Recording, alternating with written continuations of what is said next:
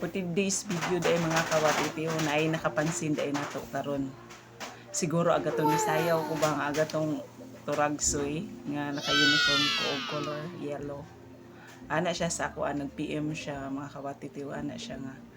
Hi po, curious lang ako ma'am, asa ka nag-work? Dindot lagi kag uniform. See? Naarap po din nakapansin nato mga kawatitiyo. Atong tubago nato si ma'am. Nag-work da ko ma'am diri sa Dakak ma'am. Sa Dakak Park and Beach Resort po. Kini nga page ma'am. Pwede ra po na nimo i-search ma'am. Naaday na siya diri sa Tagilon, Dapitan City, Zamboanga del Norte po. Beach na siya ma'am, nindot kayo na siya. Diha lang kalanto sa page nga Dakak Park and Beach Resort. So, hinaot po unta ma'am, mga mapansin po dahil kung nimo sa ako ang kawapat siya. Uniform wrong po dahil napansin ni ma'am. Pero okay ra.